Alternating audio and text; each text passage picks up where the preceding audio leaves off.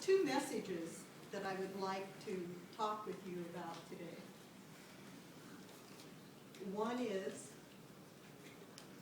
how does God, how does Jesus teach us about how to treat others? And the second one is, how do we teach people to treat us? First, let me tell you a little bit about Mark. Mark was not the disciple of Jesus. Mark was a companion of Paul. Mark is the first gospel. It's the shortest gospel. And it was written somewhere between 55 and 65 AD in Rome.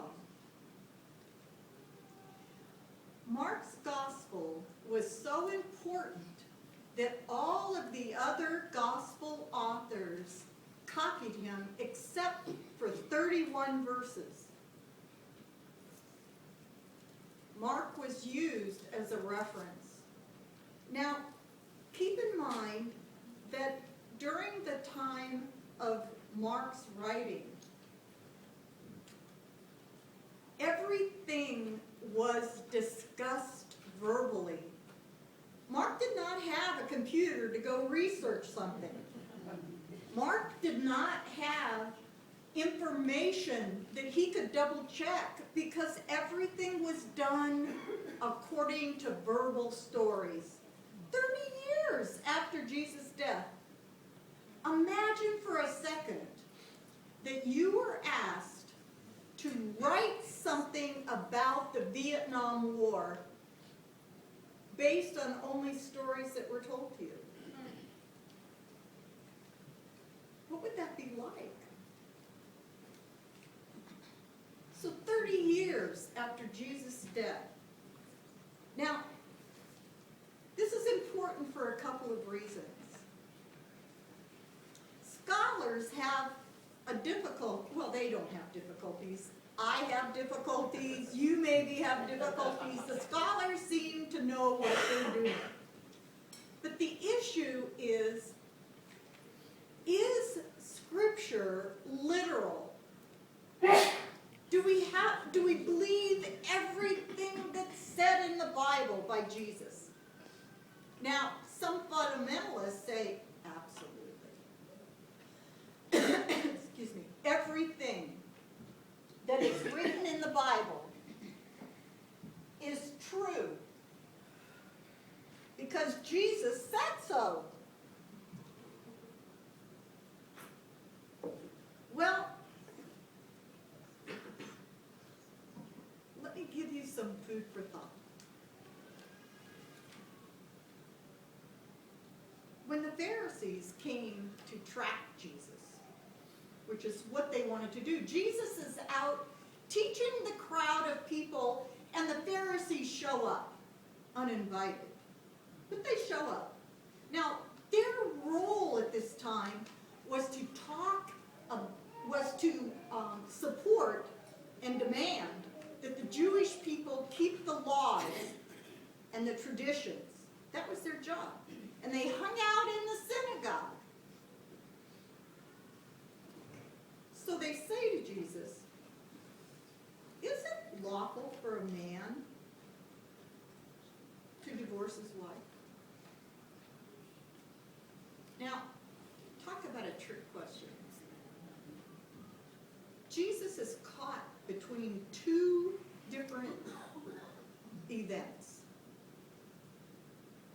He's caught against what Moses, because he knows that they know that Moses wrote a decree to release, for husbands to release their wives, to divorce them. They know this. So he has Moses on one hand. And then on the other hand, he has John the Baptist. And if you remember, John the Baptist spoke about Herod taking on his brother's wife while his brother was still alive. And John the Baptist accused Herod of adultery. And what price did he pay? His head was cut off. So here Jesus has Moses and he has John the Baptist. And what does he do? He respects both of them. And he said, Moses had to write this because you have such hard hearts. Now, Moses did a lot of things, and we all know that he didn't make it into the promised land. But the issue here is that Jesus supported Moses. He didn't throw him under the bus. He also supported John the Baptist when he said, you know, when two people get married, they become one, and nobody should separate them. But let's look for a second. Right before this text, Jesus is talking about temptation. He's talking about the fact that if your hand creates sin for you, cut it off. And if your eye creates sin for you, pluck it out. Now I ask you, do we do this today? I don't think so, and I want you to know that I'm really happy about that. I'm really happy about that.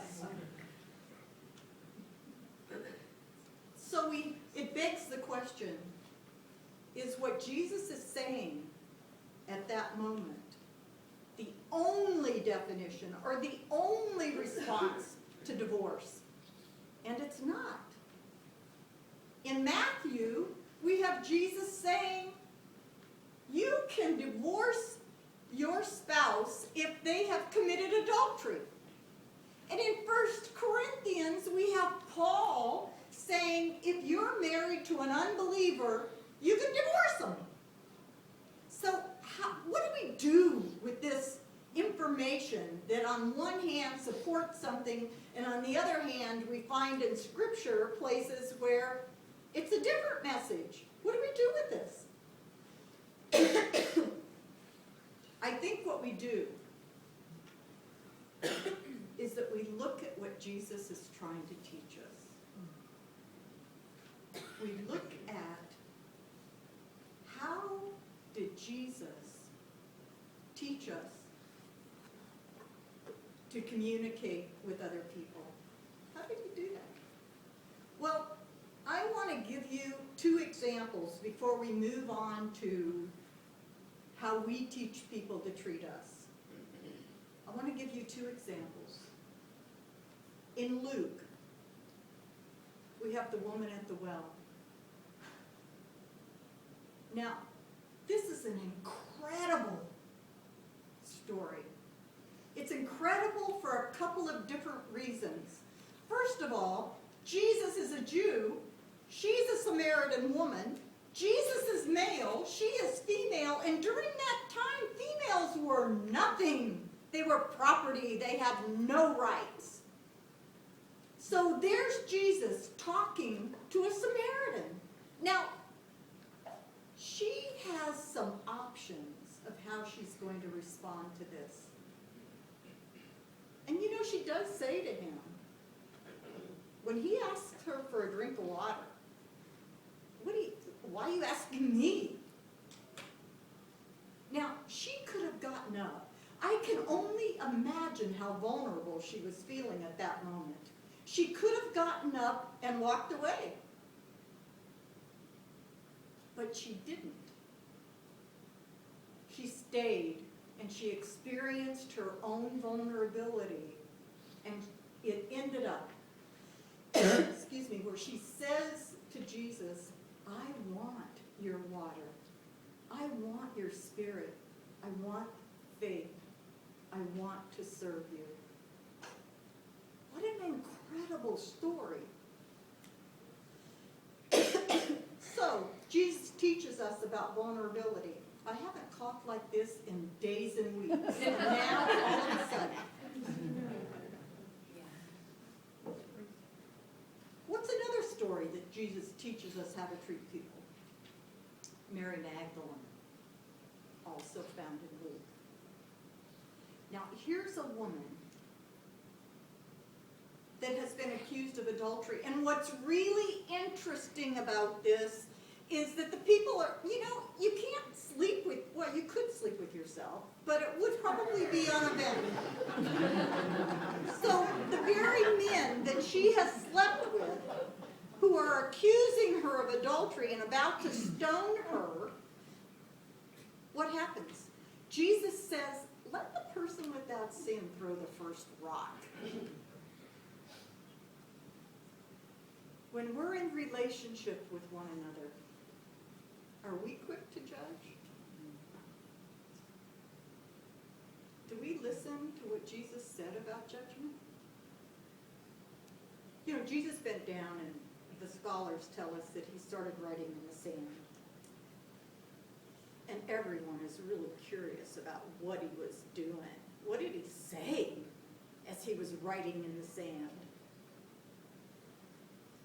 Well, some believe that he was listing Mary Magdalene's sins. Some believe that he was writing a message of support, because what he says to her is, no one's judging you, so I'm not going to either. What a powerful message, and her life changes forever. What a powerful message. So we have Jesus.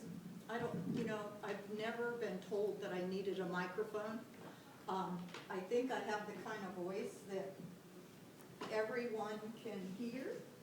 And probably I'm not going to be able to walk down here. So I'm going to stay up here. Do you think you could hear me without a microphone? Yes. Good. Okay. So Jesus forgives Mary Magdalene, and her life is changed forever. Wireless. Thanks. Hello, hello. Is it on? No, it's not on? Okay. It's on? It's on. Okay. So we have Jesus, who has taught us about vulnerability. He's taught us about judgment and how to treat one another. And he's given us lots of information. And then we have part 2. How do we teach other people to treat us? A few years back, actually several, I was CEO of an organization, and I wasn't out yet. And in those days, we had to, those of us that were gay or lesbian, had to have token dates. And my token date, and his, was named Gary. Gary was a physician and an internist. And so Gary would go to all of the events with me. And I would go to the various things that Gary had to do. And Gary would often be late in picking me up. But I never really said much to him. What I did was say to myself, well, he probably got caught in the ER. Well, he had a busy surgery schedule. Well, he had a lot of people in his office today. And so I never said anything to him. And he continued to be late. And this one day, I had an incredibly important event to be at. It was the board of directors. It was legislative people from our local government. It was a big deal. And Gary was 1 hour and 15 minutes late.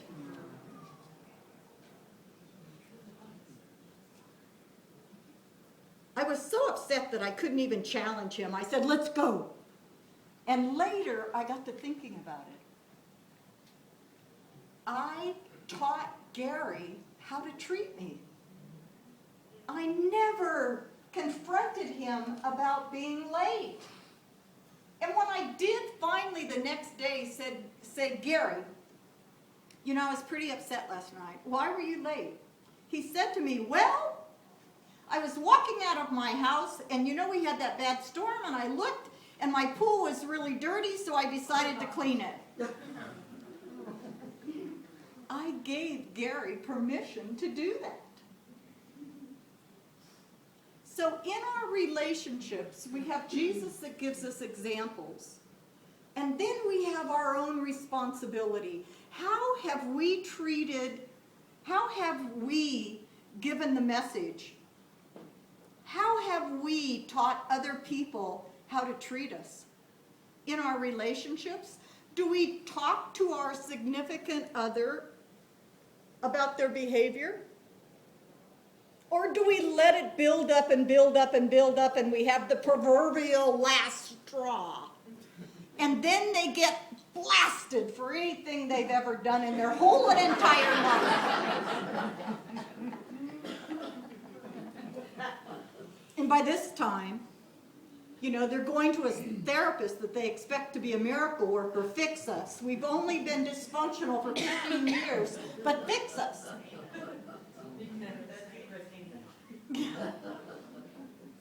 So it's important for us to ask ourselves the question, how do we teach people to treat us? And what's our responsibility? If someone talks to me in a negative way, or with a harsh voice, I do something, or try to do it every night. I ask myself, is there anyone that I need to apologize to today for my behavior? And when someone talks to me in an unpleasant way, I usually ask myself, what have I done?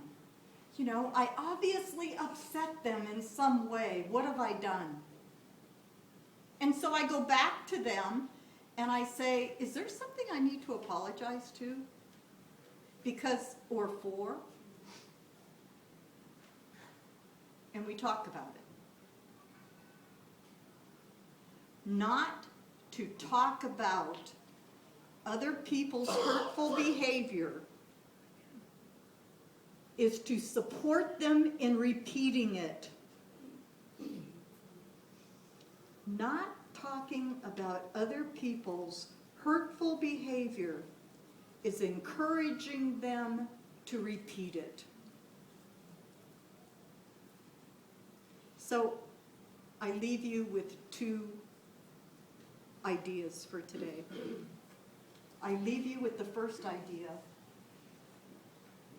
that there's a lot behind this text of divorce, and I happen to believe that the real message is, how do we stay together?